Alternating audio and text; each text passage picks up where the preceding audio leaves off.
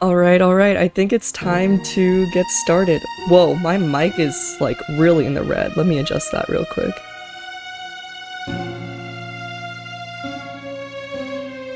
Okay, my mic might still be borked, but we're gonna figure it out.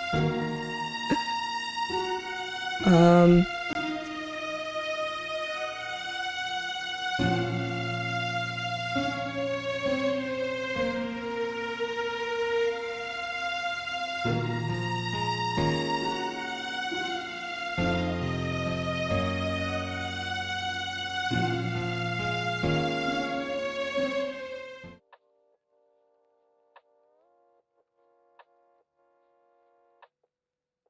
Oh, sorry, was muted. Okay,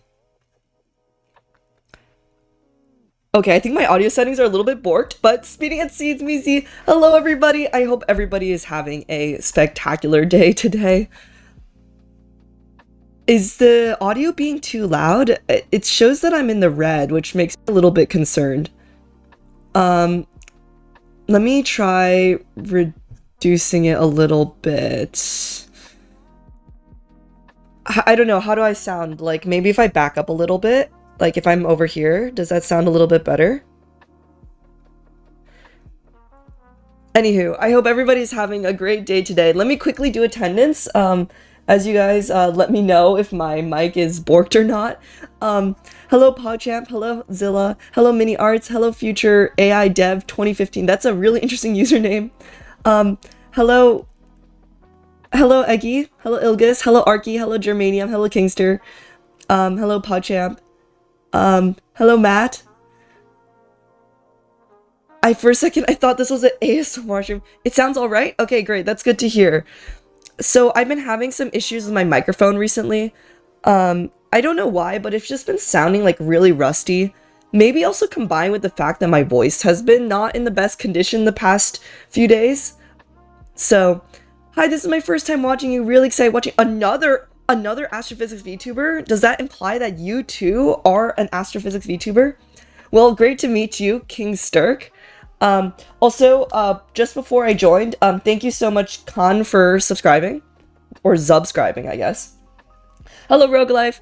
Hi, so I guess, I wanted to do a more casual stream because yesterday? No, it was 2 days ago now. I did a collab with Syzygy for Hags in STEM, and it was so much fun. And I also realized that I will be offline during Thanksgiving. And my next stream will be a more cursed stream, I think. So I wanted to do something a little bit more chill in the meantime. Actually, let me quickly pull up the, what my special announcement was going to be. Oh my god. You guys are not going to be ready for this announcement. Because this Saturday, oh my god, it's huge. This Saturday, this Saturday, probably sometime in the morning, I am going to be doing the long-awaited the Astrologer stream. This has been the most, honestly, other than my collab with Syzygy, has been the second most requested stream. And the theme is going to be why freedom units are the best unit, which is something that I, as Z, the astrophysicist, do not believe in, but my alter ego, A, the astrologer, does strongly believe in. Oh god, oh dear god, no way. You guys are not going to be ready. I've been working on the slides for this spectacular event, and it has been causing me immense pain. It's time. It's time. Everybody spam A, the astrologer. It's gonna be lit. It's gonna be lit. So I hit I think this was for the 3,000 sub milestone, which I hit like quite a while back. Actually, it was during my last hiatus, which would have been a few months ago now. But I finally got the time to like put this together, so it's gonna be great. Oh, freedom units. Oh, it's so bad. But actually, while making this presentation, I learned a lot about the history behind these units. And I don't want to give spoilers, but it's actually quite interesting. So we're gonna have a good time.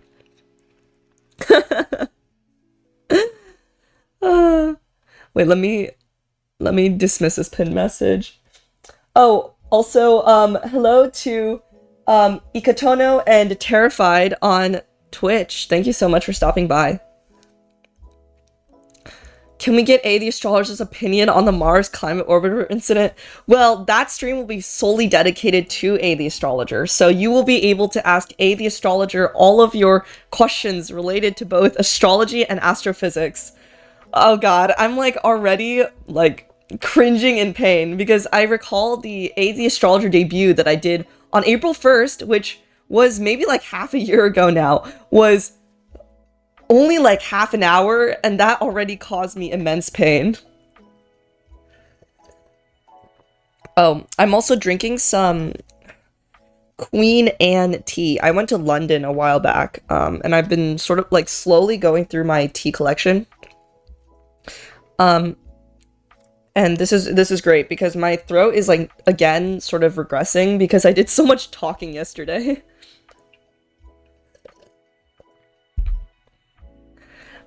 The Ariane incident with the 16-bit integer overflow. I actually, as Z the astrophysicist, am not familiar with that either. What is this? The Ariane incident?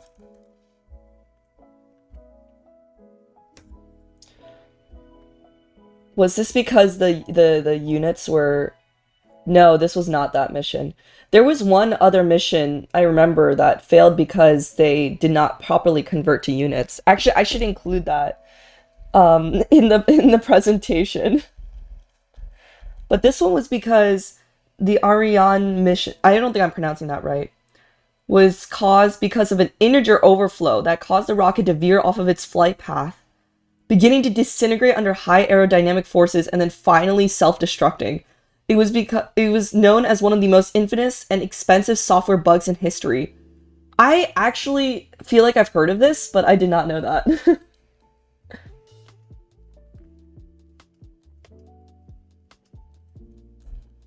What the frick is a kilometer? Yeah, no, that will be the stream on Saturday. Anyway, I am very, very excited for this stream, and I'm sure you guys will be too. Imperial Unit versus Free Immune. That will actually be a large part of this presentation. Also, I wanted to start reading the articles because we are going to have a special guest at the top of the hour, which will be Stella Curie, who is actually currently streaming right now. Actually, let me drop her. Oh, actually, I don't know. I don't recall what. Oh yeah, her pronouns are she, her. She is currently streaming right now, and she also does astrophysics content, and she's going to stop on the stream as well later on, so we will have to begin reading the articles so that we also have plenty of time to talk with her. So that's going to be a lot of fun. But yes, the collab with Cider was so much fun, and afterwards we've just been like messaging each other and also just trying to figure out like if we could potentially meet up in real life, and this is becoming like more of a reality each day, which is super, super exciting. I've actually only met one VTuber in real life, and that was Mylan, when I went to the Fanime convention in San Jose, and that was already so much fun. Cider has met so much more VTubers than me, but I am excited to get my rookie numbers up.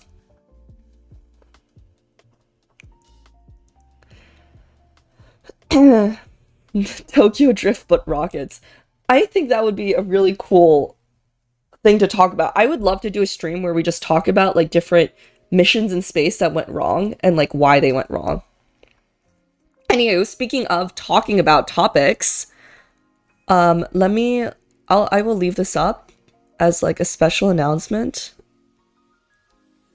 Let me say,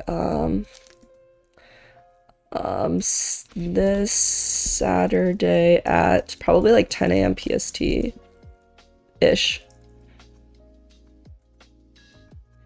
And I will leave that in the corner as a special announcement. Also, sorry if I'm a little like lower energy today. My voice is a little bit out of commission. I think I'm getting sick again.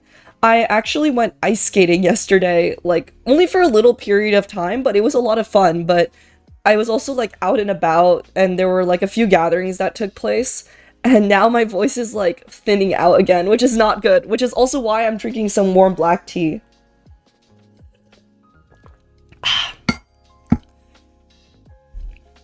Yeah, no, ice skating is like pretty rare. Like I feel like I haven't skated in like oh god, I was gonna say 6 or 7 years. No, see, the worst part about yesterday was when I was hanging out with my friends. Like every time a 6-7 reference would happen, like we would all like start cringing. Like what we saw, like a sign that was like a bunch of numbers in order, and then it was like 6-7 at the end. Oh god, it's so degenerate.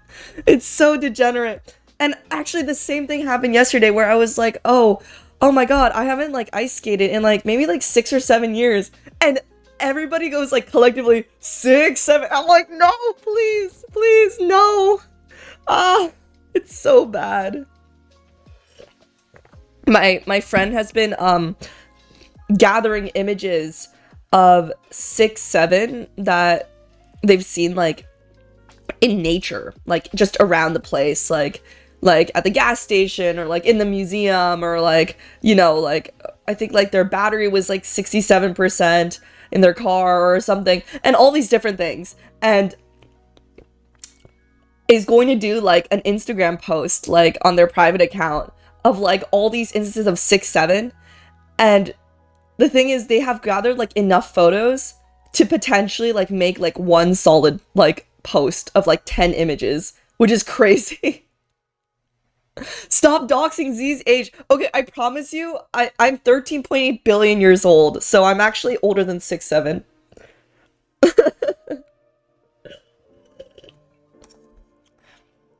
Anywho, that was a really fun update from yesterday. And if you remember, I'm gonna drop some photos from that.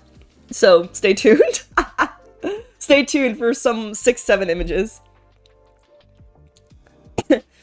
Alright, well, I wanted to begin by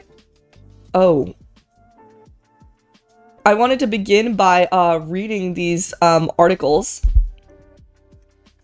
And let me just quickly drop the first one we are going to read.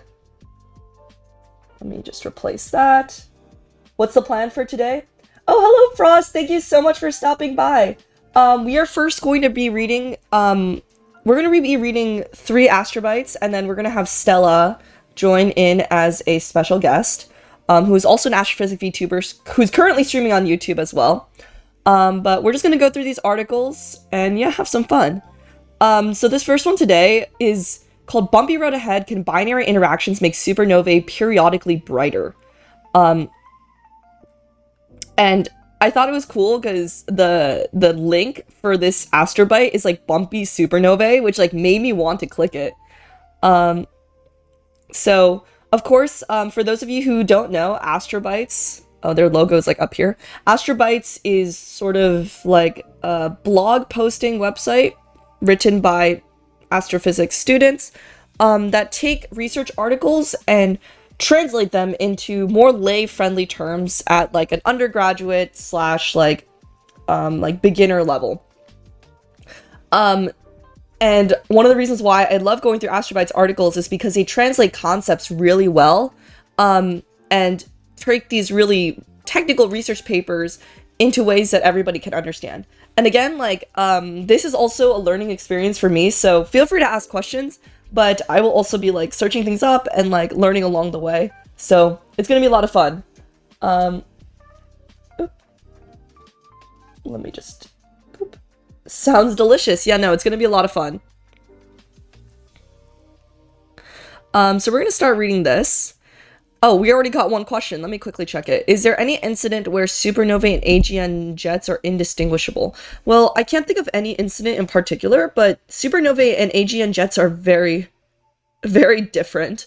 For instance, like AGN jets are these giant jets that emerge from black holes at the center of galaxies. AGN stands for active galactic nuclei.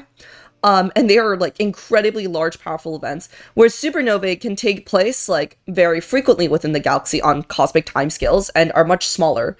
Frankly, I don't think there would be an incident in which supernovae and AGN jets would be hard to tell apart.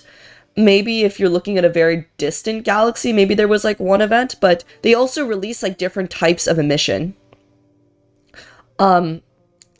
So for instance, like AGN releases a lot of like radio emission. So they are just very distinguishable from each other. An AGN jet, so active galactic nuclei, or like the supermassive black hole at the center of a galaxy, releases these highly energetic jets. These like particles that are just plasma that is like streaming out of the center of the galaxy. They are incredibly powerful. In fact, they are so powerful that in some angles, they actually look like they're traveling faster than the speed of light, which is a really cool illusion. So they're very different from supernovae. Supernovae happen when stars die, which is on a much smaller scale than these huge black holes that are like millions of solar masses at the center of galaxies. So without much further ado, let's get reading. Let's read about Bumpy supernovae.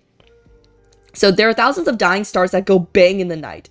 These explosions are known as supernovae, or SNE for short, and they're classified primarily on what spectral lines they show in the days and weeks following their initial explosion. Most broadly, they are separated into Type 1, spectra that show little or no evidence of hydrogen, and Type 2, spectra that show hydrogen. The physics leading to each type of supernovae is different. Yes, that's very important. And astronomers use all of the information at their disposal to learn about these cosmic fireworks. Ooh, I love that term, cosmic fireworks. One of the most useful tools in monitoring and learning about supernovae is their light curve, the plot of the explosion's brightness over time. This light curve usually appears as a steep incline up to a peak in brightness in several days after the initial detonation. And then a shallow decline in brightness over the preceding several weeks. So this occurs basically when a supernova explodes, there's like a peak of brightness that scientists can measure, and then it dims out over time. And this is really important for understanding the supernovae itself. Silence everyone, the Riz assist is speaking. Yes, I sure am. There are, however, a few examples of supernovae which break this mold. Oh, okay, interesting. I actually didn't know about this. Today's paper seeks to understand the curious case of supernovae SN 2022JLI.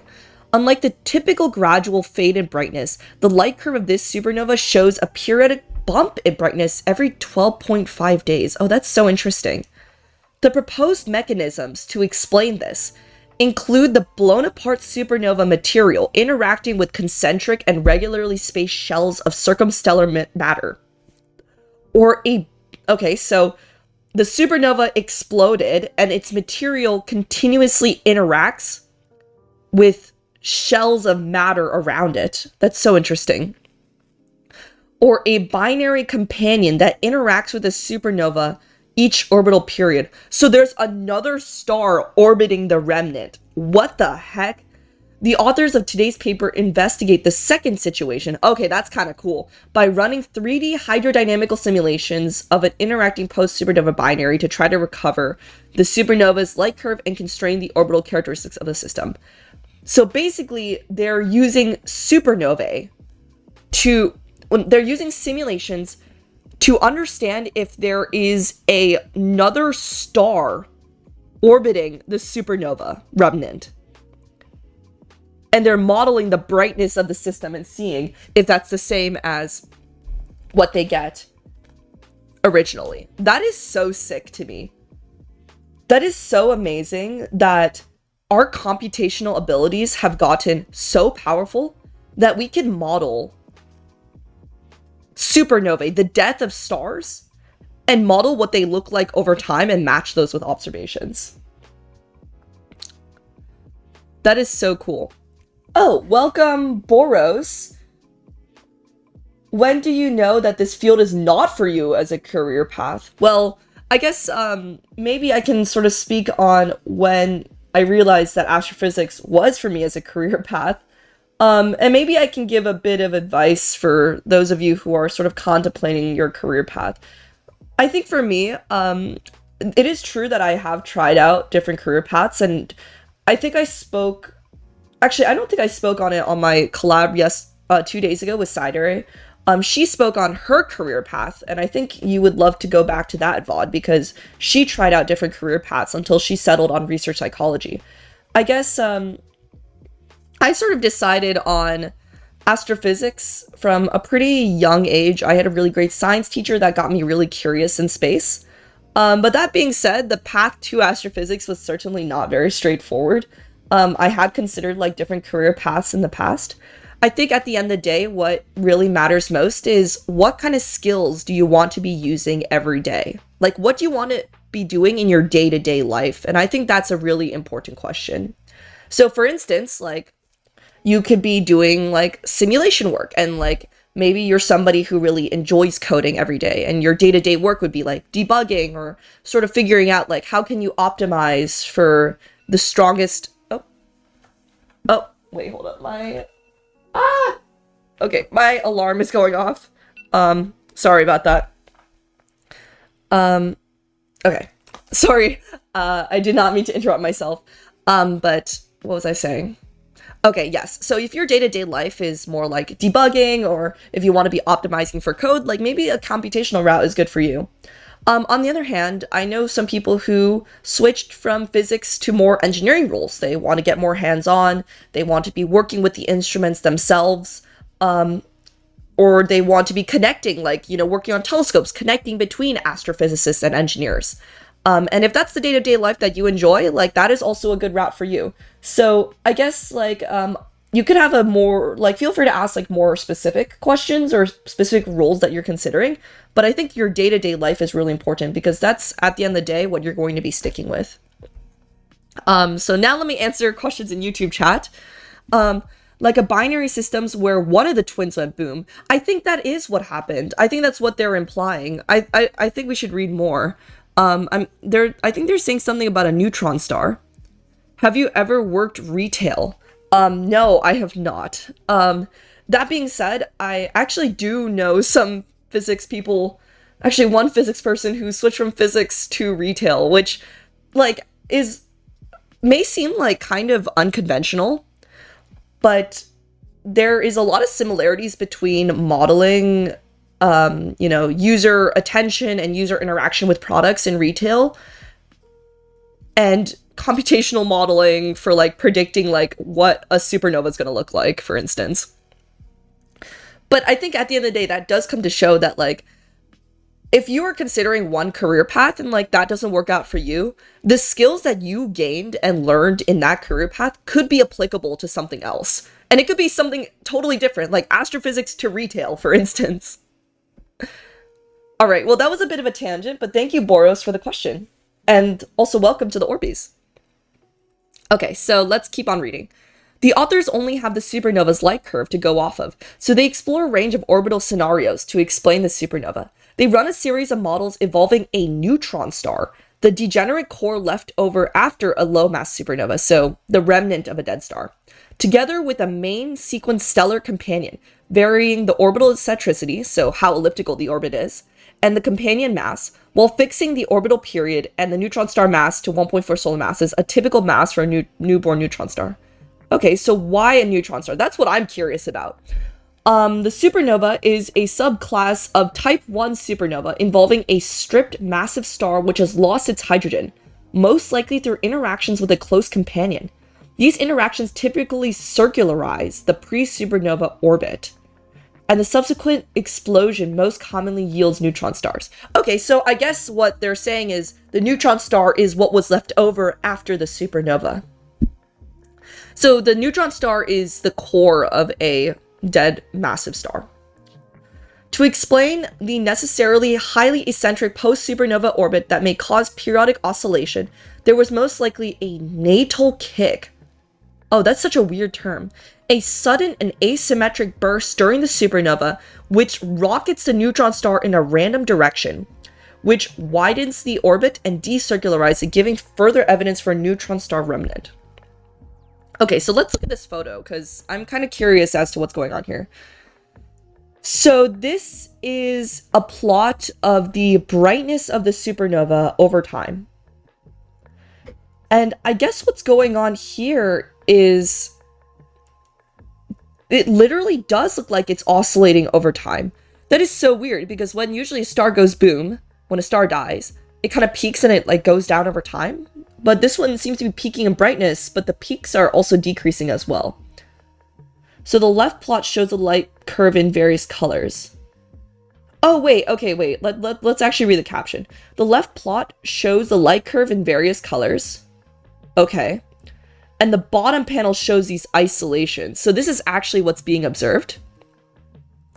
And on the right is the light curve of what the authors propose will happen. So this is from the simulation, I presume.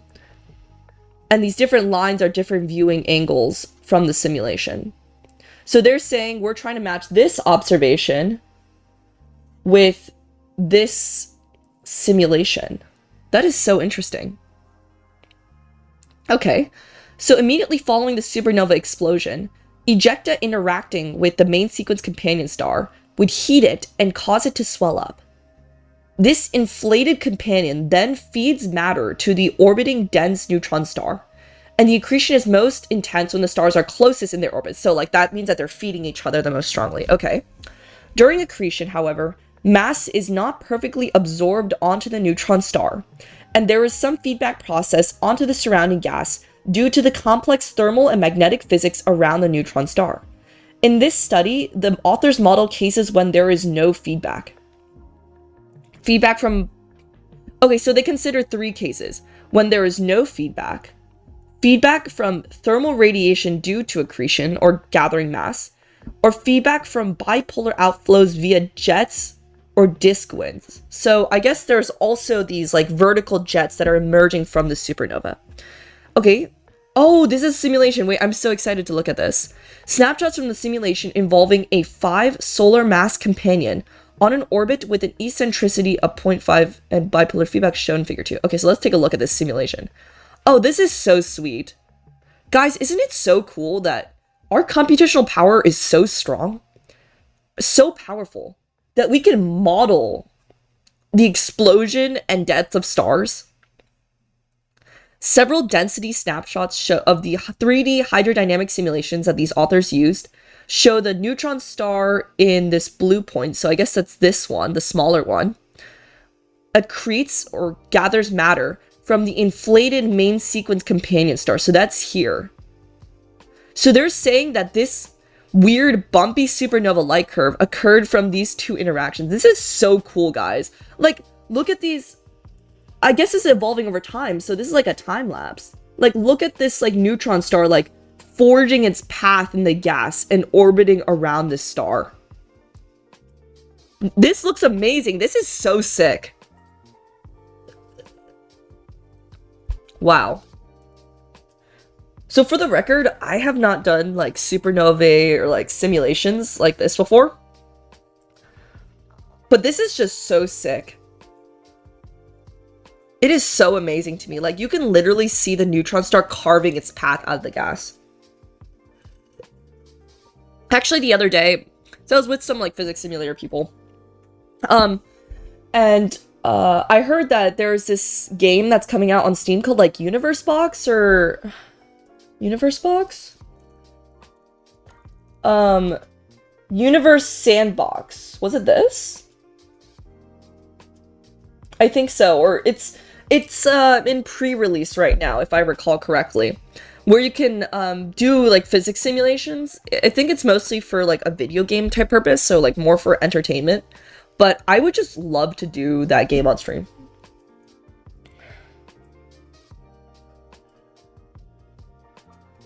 So 2 supernovae rotate into each other. No. So there's a main sequence star, so that's just a normal star similar to the sun.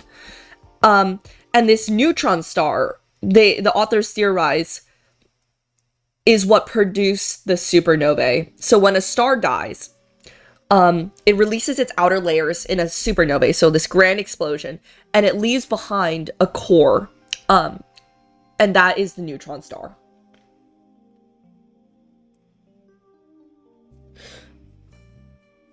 So this is really sick. To be fair, this would only be the tensor arrays, and you'd only produce the graphics to pretty up the paper.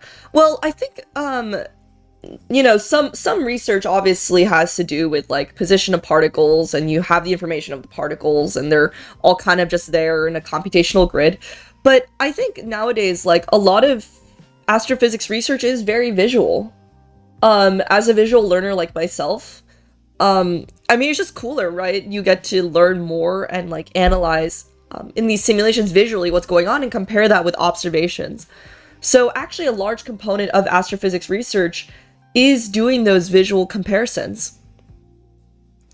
So I wouldn't say it's just tensor arrays. That being said, there is some research that is more so just extracting data from simulations, but I think there is also like a huge body of research that has to do from looking at simulations and looking at the results from these simulations. There is an incredible body of research that has to do with creating synthetic observations, which is like placing like a simulated James Webb Space Telescope in front of a galaxy and seeing what it looks like. Does the neutron star take matter fuel from the normal star so the normal star dies, prematurely causing a supernova? I think that's what the authors could be suggesting here. If anything, that would happen if the normal star gains more matter, because when normal stars prematurely die, that would mean that they would have accreted enough matter such that the pressure of that matter, or how do I say this? The gravity of that matter upon the star is overcome by like the pressure of the material itself. So there's this balance between gravity and pressure within the star. So usually there are instances, and this is a really common type of supernova called a type 1a supernova, where, here, let me actually try to pull up an image of a type 1a supernova.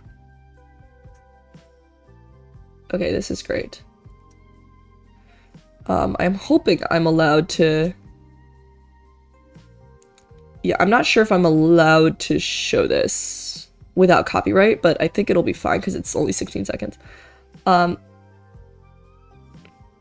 So for instance, like, it could be gathering material like this. This is a very common type of supernova known as a type 1a supernova. Yes, so in this instance, like the white dwarf, which is on the right side, gathers so much material and that it also causes an explosion. And what's really interesting is that a white dwarf is a remnant of a sun-like star. So it means that it's like already dead. And then it's dying again because it's garnering all that material by like sucking it out from this star.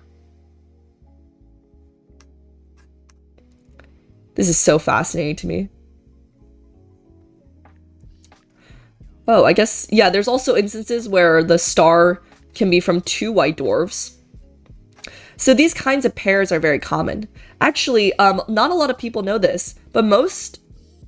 Actually, let me check. I believe this is correct, that most stars in the universe are in binary pairs. Oh, no.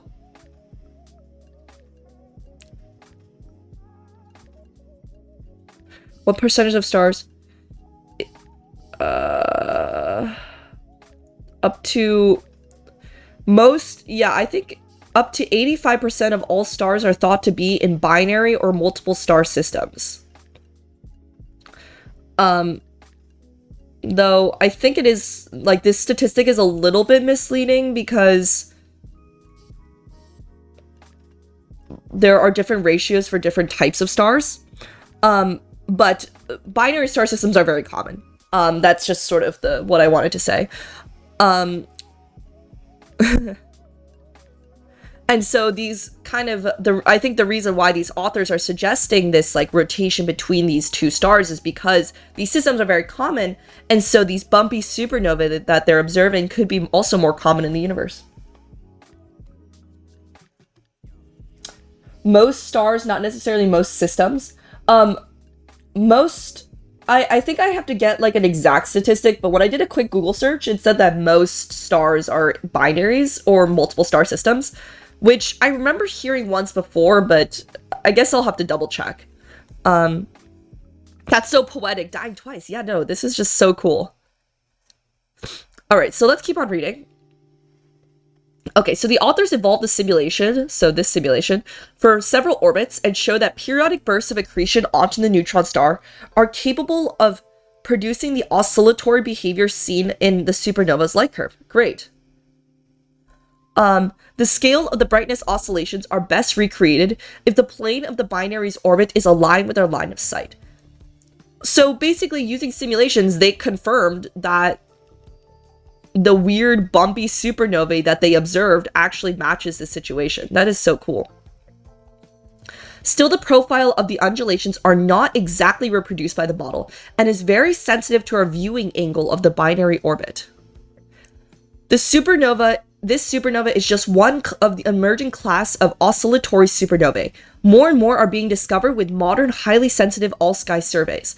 Today's authors rigorously modeled one proposed scenario to explain this periodic oscillation in brightness and show that it is viable.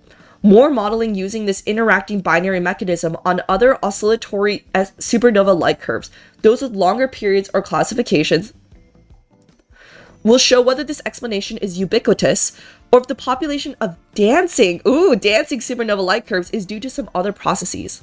This is great. Oh, and they have information about the author. So thank you, Ryan White, for writing this really cool article. This is so sick. I guess I also love the ending of this, which is suggesting that we're going to be seeing more supernovae. I did a live lecture on the Rubin Observatory a few months ago, And one of the reasons why that new observatory is so exciting is because it's going to be surveying the night sky every 3 to 4 nights. And they estimate that they're going to be getting, here's the kicker, 1.2 million notifications every night. So 1.2 million events like supernovae detected every night. Like, what the heck? Isn't that insane? Like 1.2, I mean, this is not just supernovae. It also includes other, I believe it also includes like asteroid detections and like other types of transients or time-dependent events. But 1.2 million, that is so much data for astrophysicists to go through. So we are really entering this exciting era of when we're going to be understanding supernovae to the best of our capability. So this is really cool.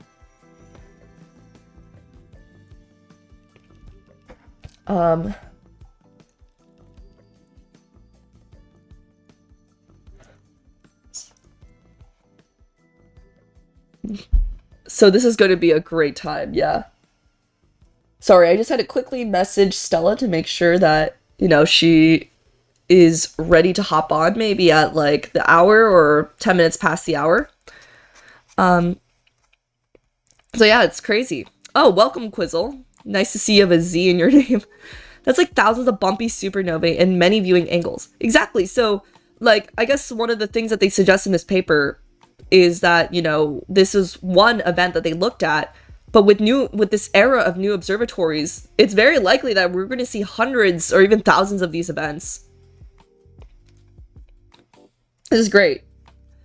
So, thank you, Ryan White, for writing this amazing article. The next one that I wanted to quickly take a look at, oh, so I have another Astrobite, but before I do that, I actually wanted to quickly showcase this really cool one that I found while prepping for this stream. So let me replace the pin message. I came across this paper while I was preparing for this stream. I don't think we'll have time to like really go into detail, but I thought it was really cool because it's called here, let's see. Yes, The Mystery of a Perfectly Shaped New Galactic Supernova Remnant. And I actually haven't really read this paper in detail yet, but I just wanted to show you guys the photo. So let's just read the caption. This is a radio continuum image of Teleios and the surrounding environment showing the galactic plane. So this is the top. So this is the galactic plane with the zoomed inset of the same image. So they zoom into this circle looking thing, and then they took another photo. And this shows the H alpha emission. But this is the supernova remnant. And it's a perfect circle. It is literally a perfect circle. Cool. Yeah, no, this is so sick. So they have a few more images here. And this is just incredible to me. It's just so pretty. So I guess let's quickly read the abstract to see why this happens. I guess we can look at this. So they did some modeling, and we explored a Type 1a supernova scenario. Sorry, the font is a little bit small. Feel free to go to the link to take a closer look. That will point to a much closer distance, which would be similar to the only known Type 1a supernova remnant. Unfortunately, all examined scenarios have their challenges, and no definitive supernova origin type can be established at this stage. Oh, wow, okay.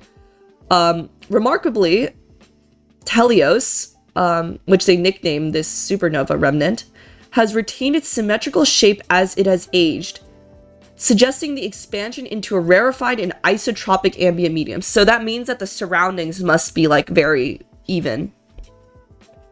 The low radio surface brightness and the lack of pronounced polarization can be explained by a high level of ambient rotation measure, with the largest rotation measure being observed at Teleos' center. Actually, I'd love to take a look at what their hypotheses were. So typically, I've gotten a few questions here and there about, like, you know, what do I do when I encounter a paper for the first time that I'm less familiar with? I think in general, people tend to focus a lot on the abstract and the discussion/conclusion section. When I want to take a quick skim of a paper, that's exactly what I want to do. When I'm looking at a new field for the first time, I like to also look at the introduction because that gives a lot of context as to what the literature gap is, and so forth. Hello, Komi. Thank you so much for stopping by. Hello, Zed. Yes, I'm Canadian. Well, good to see you. Hiya, what all have I missed? Oh, hello, Stella. I hope your stream went well. I was actually wondering, what were you streaming on? I'd be happy to have you hop on in maybe like 10 to 20 minutes. I was going to quickly go over this and maybe one more Astrobite. We are reading about this very circular supernovae known as Teleos. Let's see. It has a lot of rotation, which is one of the things that they suggested. We observe, yes. That is, if Teleos is being viewed end on, so they also have some ideas related to its magnetic field. Oh, okay, let's see. Oh, wait, there's also a conclusion. We investigated Teleos' possible evolutionary state as supernova CC type 1A or 1AX explosions by applying two different theoretical models. We have a challenge reconciling the observational evidence, such as Teleos' low brightness and circular shape. So I guess what they're saying is that this is a really cool thing, and then they all offered like different situations. We consider a progenitor situation, but this is deemed unlikely due to Teleos' distance from the galactic plane. We explored a type 1A, so like I showed before with the two stars orbiting each other, that would argue, or a white dwarf and a massive star, that would argue for a much closer distance, but would be comparable to the only known type 1AX supernova remnant. We also consider a type 1A scenario. So basically they're saying that we thought a lot of options and all of them have their challenges, which is really unfortunate. But what's really cool is that, you know, that they found this in the first place. And every time these observers find a new object like this, it introduces so many more questions, and it also challenges our current theories on how stars die. Literally a bubble in the sea of stars. This is incredible to me. So if you want to take a closer look, I have it in the description and also just the pinned comment.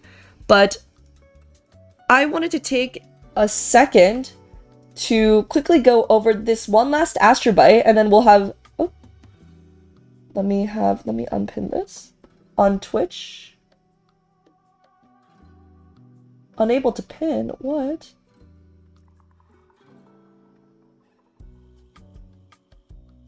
Okay, great.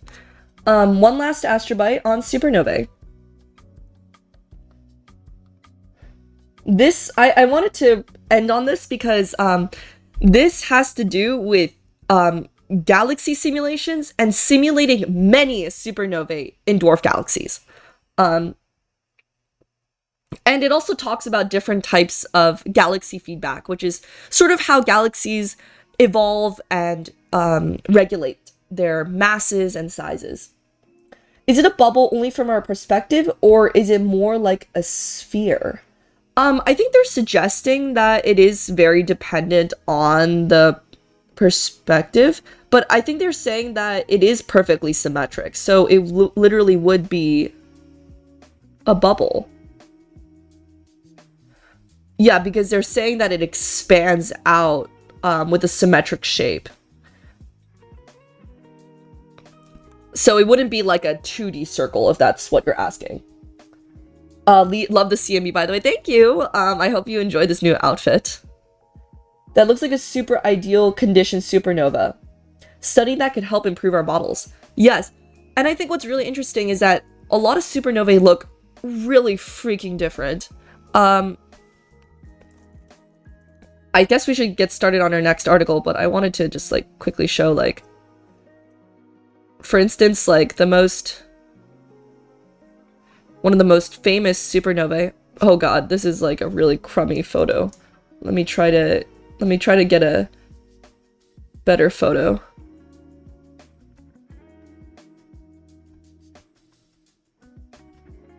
Yeah, there we go. For instance, this is the Crab Nebula. It is also a supernova remnant, and it looks nothing like a bubble. That bubble looked really smooth. This one has a lot of structure. It doesn't look very symmetric at all.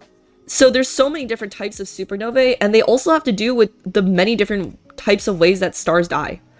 So that's pretty cool. So let's read one last article and then we'll have Stella hop on. This is called Stellar Feedback Regulating Massive Black Hole Growth. I actually haven't really read this article before, so we're gonna see how related it is to supernovae, but I thought it'd be cool to share. All right, so it starts out with black holes, which is really cool. Big black holes. Astronomers believe that a massive black hole resides in the center of nearly every known galaxy. This is often, but not always true for dwarf galaxies, smaller galaxies that often orbit larger ones. For example, the Milky Way has dozens of known satellite dwarf galaxies. A massive black hole in the center of a dwarf galaxy controls the motions of the body in the central regions. So I guess earlier we were getting some questions on active galactic nuclei. That is an example of what, like, the massive black holes at the center of these galaxies. And from what we know, like, most, if not all, galaxies have a massive black hole at its center. Well, at least primarily for, like, non-dwarf, like, regular mass galaxies, such as the Milky Way. And these black holes are really important because they regulate the evolution of these galaxies. And you might be really surprised because a black hole is really small in comparison to how large a galaxy is. But these black holes can be really energetic and drive the evolution of these galaxies, even though they take up so little space, like, physically in the galaxy.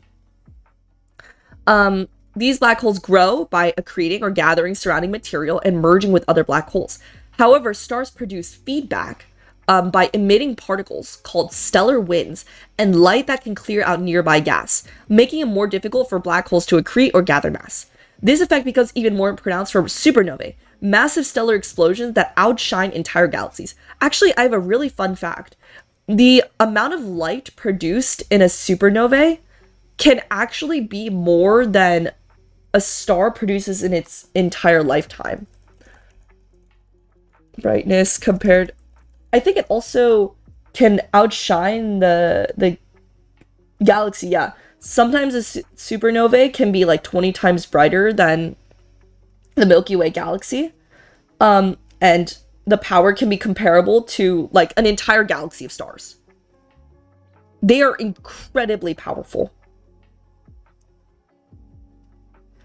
For instance, there was a supernovae in 2015 that was 20 times brighter than the whole Milky Way. And that's like normal. There are supernovae that are 50 times brighter. And that means that the death of one star can be multiple orders of magnitude bright, maybe an order of magnitude brighter than all of the galaxy stars combined. That is insane to me. Like, the death of stars, it literally is, like, as the title of the stream suggests, like, dying star go boom. Like, these are really energetic. After this stream, I'm going to listen to Supernova by aespa. Actually, I first heard this song, like, a while back, like, when it first came out, and I was like, this is so fitting. If I ever have to, like, teach on Supernovae, like, I'm gonna start out the lecture with Supernova by aespa.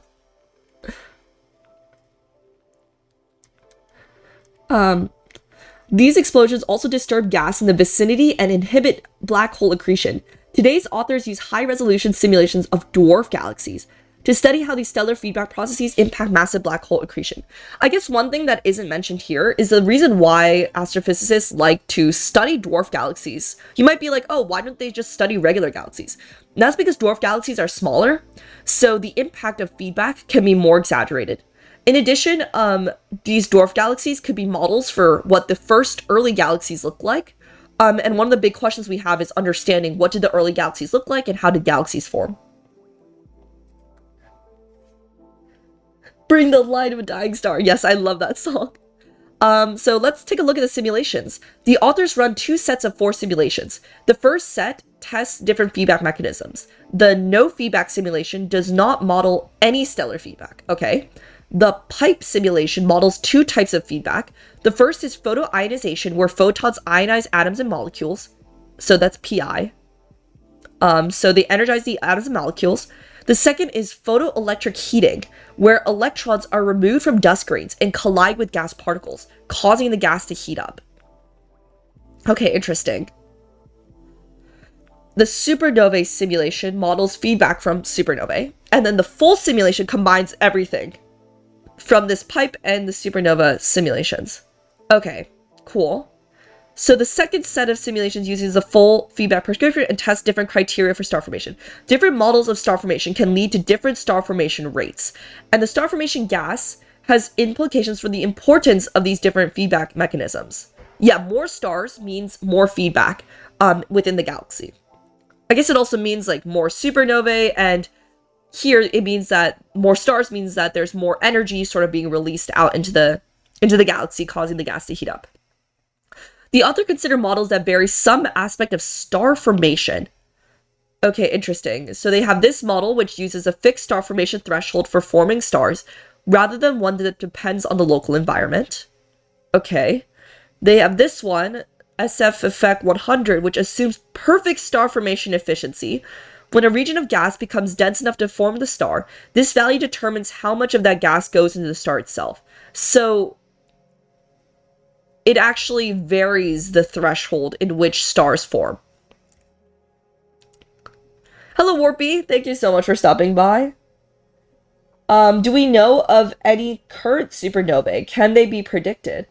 One of the big questions that we'll have now that we're getting more supernovae observations is using these light curves, or how supernova vary over time, to actually predict an event before it happens. In some instances, they can be predicted. In some instances, there are variations in the brightness of a star that occur before it explodes. I don't know if you guys remember, like, I think it was like 1 or 2 years ago, when people thought that Betelgeuse, one of the brightest stars in the Orion constellation, was going to explode because it was having like fluctuations in brightness. That is one example. I also know that there's been a lot of work done on like using neural nets and machine learning to try to predict supernovae before they happen. Do we know of any current supernovae? Well, supernovae happen all the time in the night sky. They are incredibly common. Being visible to the human eye and having supernovae that are that close up are rare, and few in between. There was like one in like 1592 that caused the Crab Nebula that was visible, and it was recorded by astronomers, if I recall correctly, like in Europe and in China back then. So having supernova visible to the human eye are rare, but they actually are very common throughout the universe. I think I mentioned this earlier in stream, but with the Rubin Observatory, it's expected that we are going to be getting 1 million notifications per night. That includes supernovae, and I think it also includes other time-dependent events that aren't necessarily the death of stars. But it means that there's a heck ton of supernovae happening every night. It's just most of them are very distant to not be visible by humans. So very contrary to maybe popular belief, where we look up in the night sky and we just see the stars, sort of as they are, it is a very, very active environment.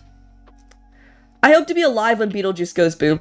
I don't think there have been many predictions on when a star is going to explode. Oh, wait. There was the prediction of the Blaze star. I don't know if it's going to explode, because I remember a few... Oh! Oh! Oh my god! Hello, Tofu! Thank you so much for the raid on Twitch! Oh my god, thank you so much! Oh, thank you, Drangding, for following. Wow, thank you so much! I have raided Tofu a few times, and so thank you so much for raiding me. Actually, Tofu was one of the reasons why I switched to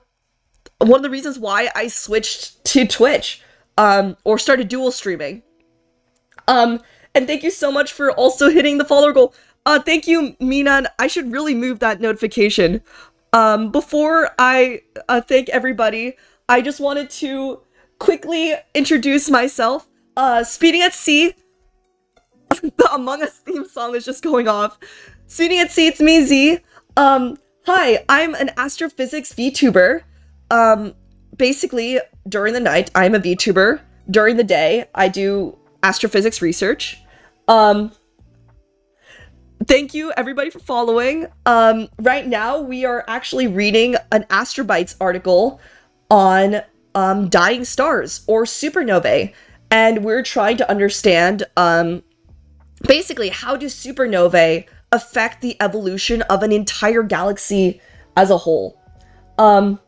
So thank you so much, Tofu, for raiding, and welcome to all the raiders. I actually dual stream on YouTube and on Twitch.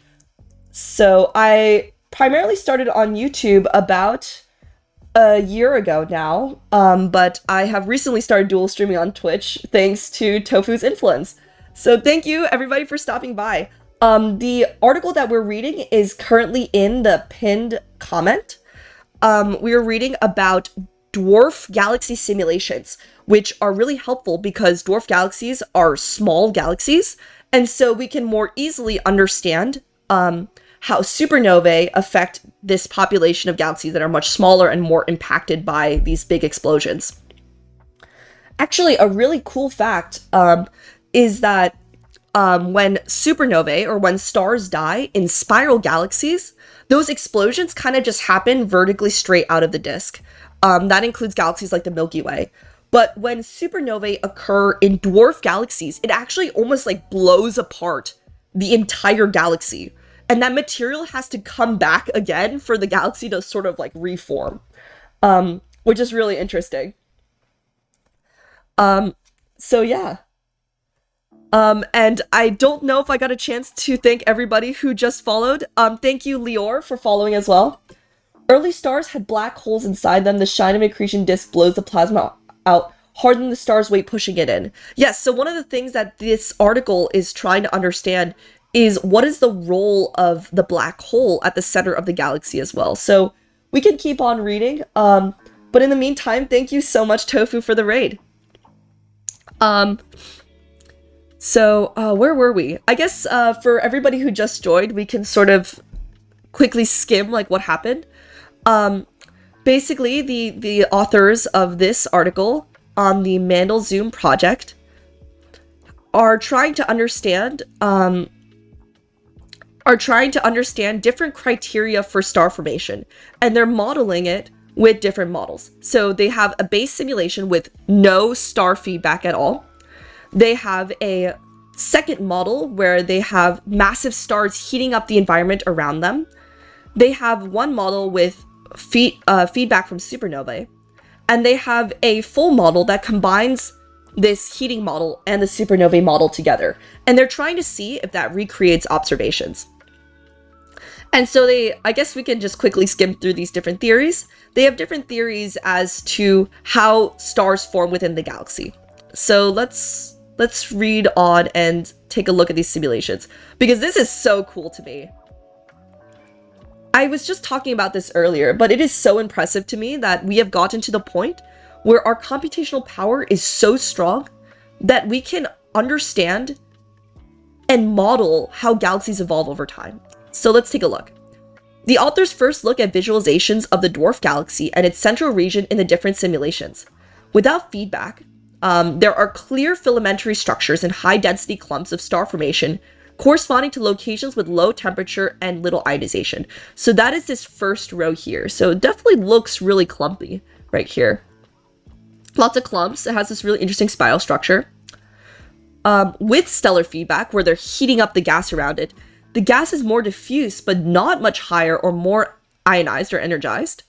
With supernova feedback, the central region is almost completely devoid of gas, meaning that there are basically no stars, and any remaining gas is hot and ionized. That makes sense because, oh my god, that scared me. Thank you, PRE, for following. That makes sense because when a supernova happens, it clears out all the gas around it. And so, wow, there really is like no galaxy. Like this is it. It's just this dot at the center. and this gas is like really scattered out. It literally is blowing holes in the galaxy itself. When both stellar and supernova feedback are in play, their competing effects actually cancel out. See, this looks much more natural to me. There are still filaments with high density, cool, low ionization clumps of star formation. So there's clumps, but also these hot regions that are heated up by the deaths of stars. So what the authors are suggesting is when we combine the heating of the surrounding environment by massive stars and accurately model the death of stars, we get these galaxies that look much more realistic. I mean, look at this gas here. This spiral formation here looks very similar to what we'd anticipate. How powerful are the computers to do these? I actually know a bit about the Mandelzoom project in general. A lot of these run on supercomputing clusters for very long periods of time. I'm not sure exactly about for this project in particular, but I know that this group has worked on some simulations that have run for, I think, like a year or two on some of the most powerful supercomputing clusters in existence, which is incredible to me.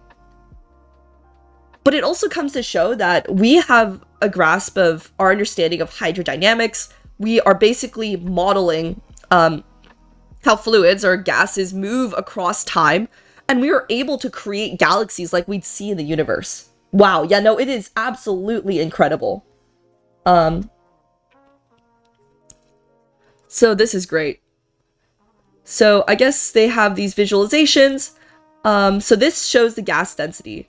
I think this image shares a, what is it? Every image shares 1,000 words or something. Because it shows, like, for this, like, there's a lot of clumps when we have no feedback, which is very unrealistic, does not match what we see in the universe. When we have heating, it looks a bit more realistic, but we're not really getting the galaxy structure here. When we have supernovae, we're not even getting a galaxy at all the gas is being blown out. But when we combine them together, we're getting galaxies that look much more realistic to what we'd anticipate. So figure 2 shows the star formation rates of the simulations with different feedback mechanisms and different criteria for star formation. The simulation without any feedback has the most star formation rate, so it's producing the most stars. Star formation is significantly more sporadic when the supernova feedback is incorporated, but this is largely mitigated when stellar feedback is added, leading to a fairly stable star formation rate.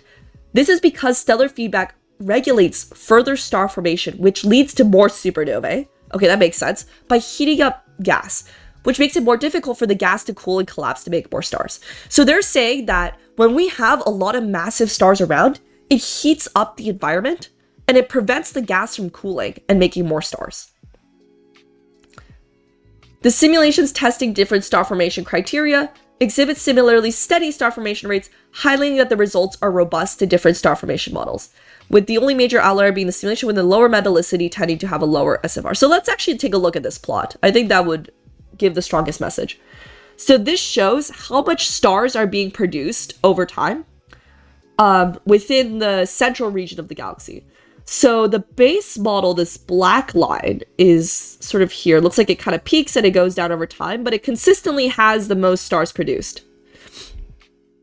What's really interesting here to me is that this red one, which represents the supernova model, has very bursty star formation. It's very on and off.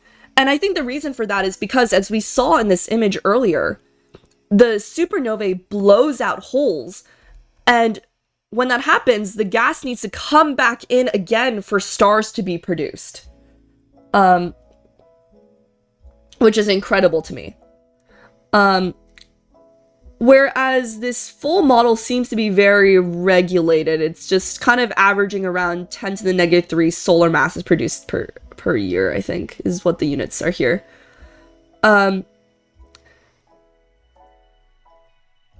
So I guess what they're trying to say is that this model that combines the two is definitely the most realistic.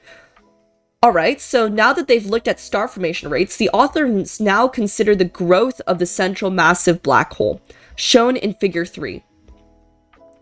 Relative to the run without feedback, stellar feedback actually increases the growth of the black hole. growth is substantially inhibited with supernova feedback due to major disruptions to the gas supply that the black hole accretes from. Okay, so they're saying that when we model stars that heat up the surrounding environment, that actually increases the growth of the black hole. When we model the death of stars that blows out these holes, obviously that reduces the amount of gas that can be supplied because that material is like flung out into space and needs to come back again. And when both of these are considered together, these effects cancel out. So this is consistent with the results found with other researchers. So one of the things that they found in this study, I guess, is that they're trying to use supernovae on a galaxy-wide scale to understand how galaxies grow over time. Or specifically, how the black hole at its center grows over time. Oh, let me quickly check chat. Hello, Bada Sheep, Yellow. I am going to recover the VOD after this because I would love to learn more about stars. I know nothing about stars. Well, thank you so much for stopping by. The VOD will be up on YouTube after the stream, and also on my Twitch page. Thank you so much for stopping by. I do these Astrobite streams every once in a while. Just going over the recent research in a way that is hopefully more accessible than just reading the paper straight out of the batter. This website is great. I highly recommend if you are interested in astrophysics to be reading Astrobites, because it is one of the ways that they translate these research papers, which can be very technical and sometimes a little hard to understand, into ways that are more accessible for a broader audience. So definitely check it out. It's in the pinned message as well. Lowering the metallicity, so the amount of material that is not hydrogen and helium, also increases black hole growth. Because this inhibits the formation of stars, leaving more gas available to accrete. Great. So they modeled the growth of the supernovae at the center. And it seems like the one that has that high energy, the massive stars heating up the environment, leads to the fastest growth of stars, whereas the one with the supernovae, because it's flinging out material, slows down the growth of stars. So in summary, these different feedback mechanisms have a noticeable effect on the growth of massive black holes and galaxies, which has implications for massive black holes growing in similarly sized galaxies in the early universe. Combined feedback from stars and supernovae tend to reduce the growth of the central black hole, leading to more diffuse but patchy regions of gas available to stars. Different prescriptions for star formation do not yield significant changes in these results, highlighting that the results are robust to different models of star formation. The authors note that the future work can build upon this by including feedback from the massive black hole itself, which also plays a major role in disrupting the gas supply, accounting for magnetic fields, which can influence the formation of stars, and simulating multiple neighboring dwarf galaxies to allow for interactions between them. This is great. I guess one of the... Oh, the pin message is gone. Oh no. Okay, wait. I guess it expired on Twitch. Let me repaste that.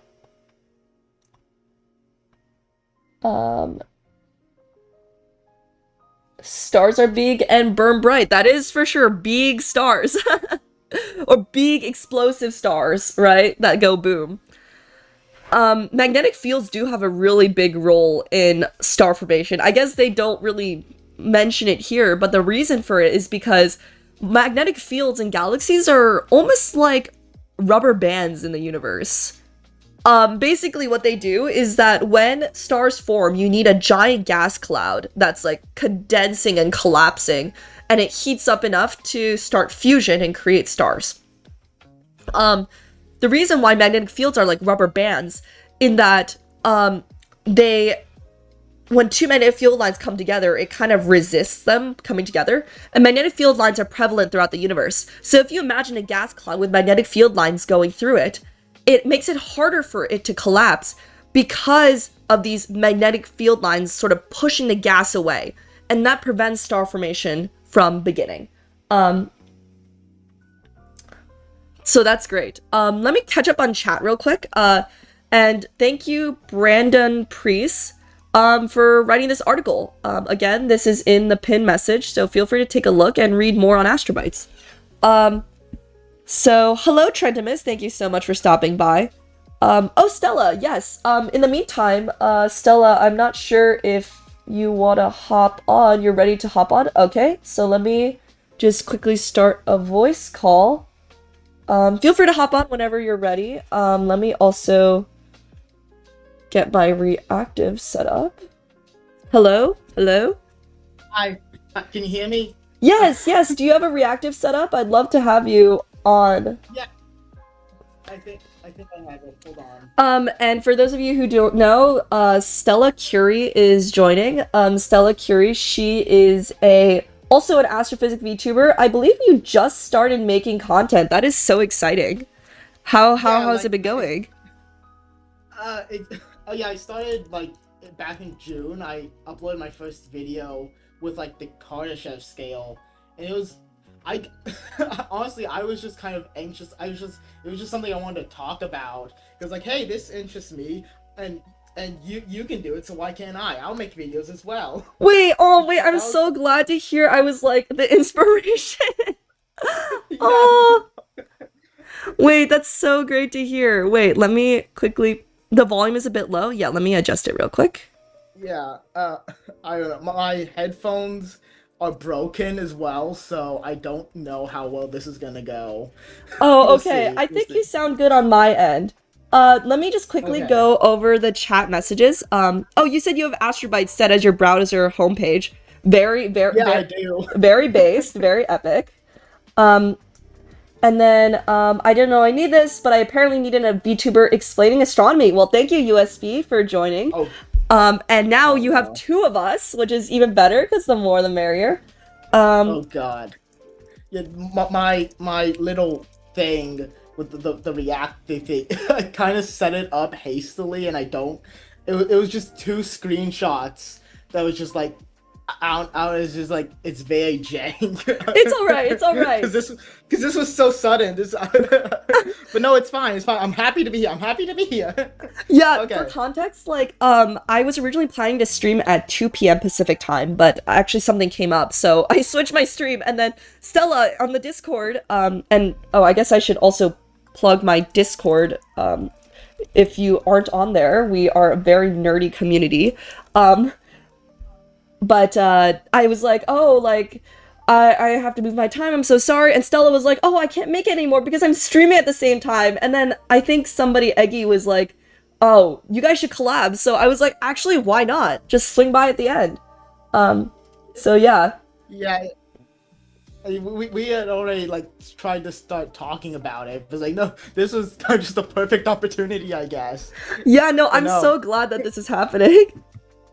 yeah, So if you haven't already, I just pinned Stella's YouTube on both Twitch and on the YouTube side. So if you haven't already, go give her a follow. She made this really cool video on the oh my god, shoot. I'm blanking on what it's called. The civilizations thing. The Kardashev scale. yeah, yeah. I Yes. did.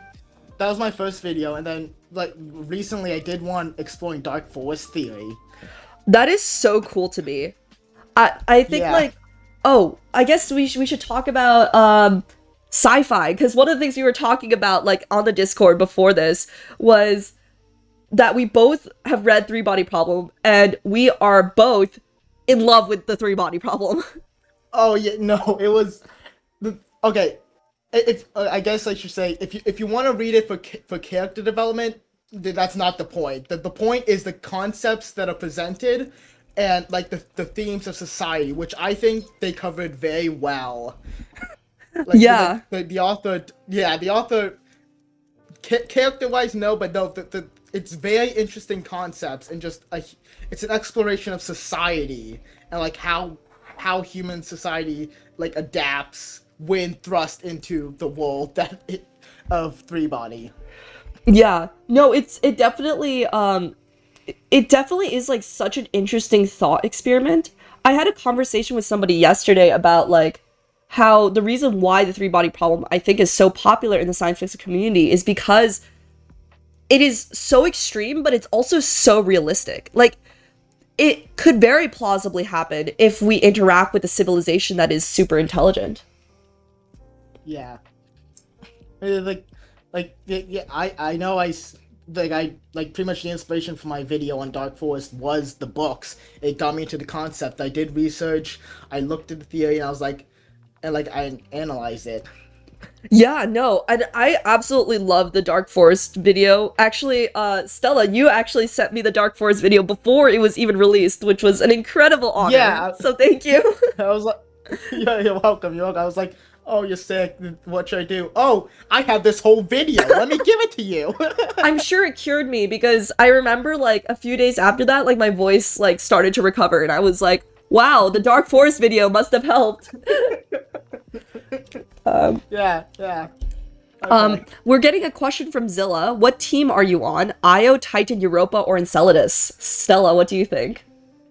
Ooh, okay. Hmm. That's honestly kind of difficult because all the I, Europa and I know that we have the Europa clip going there, but like Enceladus is also really cool. Titan is they're all I don't really know. Is the thing I want to. Maybe one day we'll visit each of the moons and then we'll learn all about them. That is so true. That is so true. I think like they're all so cool in their own way. I do have to say I am biased for Europa. Um, Oh yeah. You somebody need says a we whole need to mine the stream. water. Yeah. Mind the. Ye- I think I actually I did a stream with Cam, and we're just both like we're called like Europa Sims because Europa is just so fascinating. There is an ocean underneath its surface. But that being said, I also agree with you, Stella. All of them are very cool. yeah. I mean honestly, places like the moons of Jupiter, Saturn, like Europa, like that's probably the best candidate if we want to try and find life in the solar system. Just cause, yeah, I'm just thinking because they have the subsurface oceans and Hmm. there's the there's oh god I am not no you get what I'm trying to say, right? Yeah, I'm like fully I feel like one of the things I've been thinking about is like it would be so cool if we find life in our own solar system, and I think Europa is such a plausible candidate because I believe its oceans have more water, like 3 times more water than all of Earth's oceans combined. And there's been some theories about like there is so much life at the bottom of our oceans near the hydrothermal vents. Europa similarly has a heated ocean, which means that there could be plausibly bacterial or other sort of life near the bottom of its oceans. And like yes, that life may not be intelligent, it may not be like, able to communicate with us, but like the fact that there is the possibility of life similar to what we know on Earth is really exciting. I mean, honestly, I feel like if we discover life in the universe, whether it's a civilization or just like simple life on like Europa, it would fundamentally shift our perspective of the universe because we would realize that we are not alone, and that would be we don't know what effect that would have on our society. Yeah. Oh, thank you, Madvox, for also following. Yeah, I think like it would be. What do you think that people would respond if we found life? Well, I guess there's sort of two ways to ask this, right? Like, how do you think people would respond if we found, like bacterial life, like on Mars or on Europa or something? And how do you think people would respond if we found like intelligent life somewhere? Yeah. Okay. Honestly, I feel like both. Yeah, like I said, both of them would just be huge. But I definitely feel like if we discovered another civilization in the universe, that would definitely be a lot more impactful because it would just because a whole it'd be an entire we would have no way of knowing exactly what like they're like their frame of reference, and it would just like I don't know. It's like it's a very difficult question, and honestly, that could be a whole video in of its own. Yeah. But no, yeah, no, because we'd have a whole other civilization to serve as a sociological reference frame. It Mhm. would open up so many different fields of study. Even if we can't communicate with them at all, and we just are aware they exist, that alone, like we just there's no real way of predicting what effect it could have on our society.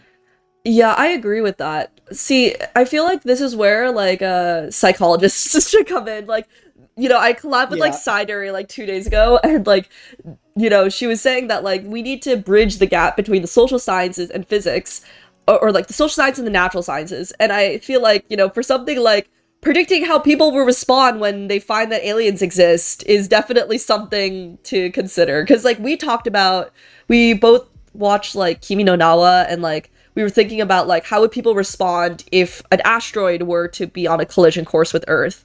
Similarly, like how would people respond if like life was found outside of this planet, right? And I think that would be like a whole other realm of like research psychology. Lots of open yeah, questions for sure. and ones that just like I've been saying can't really be answered until if slash when it actually happens. Exactly, exactly. Yeah, just look up. Oh wait, did I say just look up? I meant to say don't look up. That was is that what it's called? I think that's what it's called. The movie with like Leonardo DiCaprio in it. I don't know. Have you seen I, that I, movie, I Stella? I don't think so. Maybe I'd have to put it. I don't think I have because Oh, yeah, it came out like yeah, it's called Don't Look Up. It came out in 2021.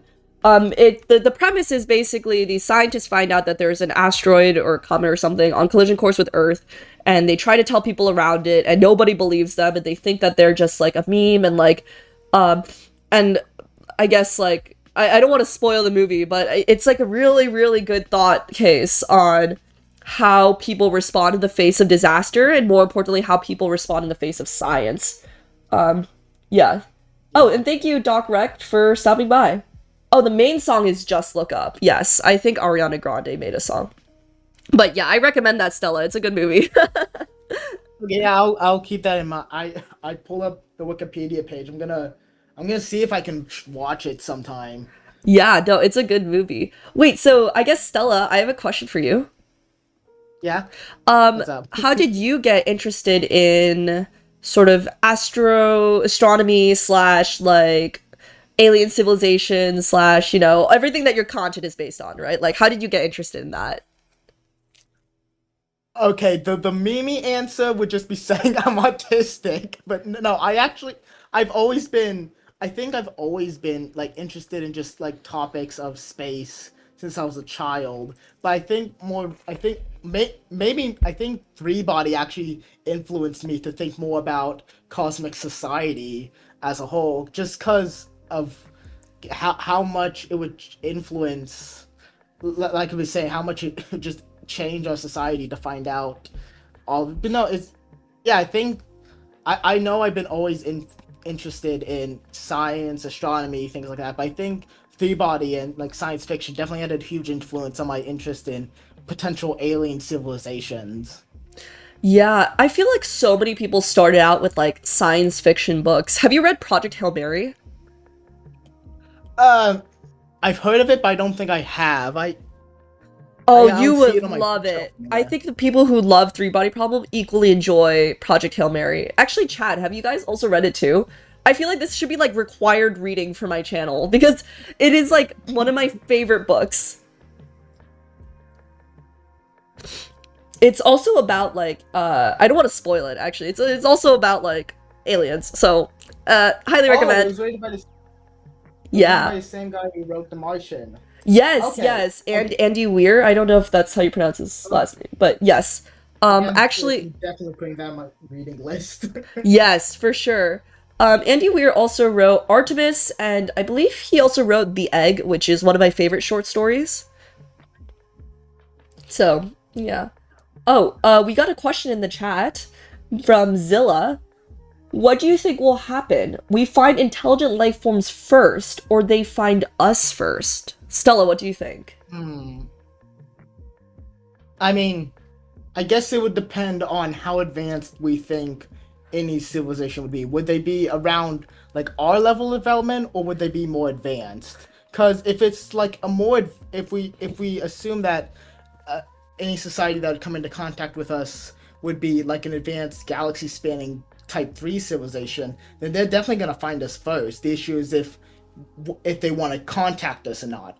But if they're around our level of development, it's a lot more iffy because, like, our main way that we've engaged in SETI has been through radio broadcasts, Hmm. but those decay as they go out into space. So if it's a if we were trying to contact civilization around our level of development, they'd have to be very close to us. And the fact that it hasn't happened so far makes me think that maybe there aren't any civilizations like us near us.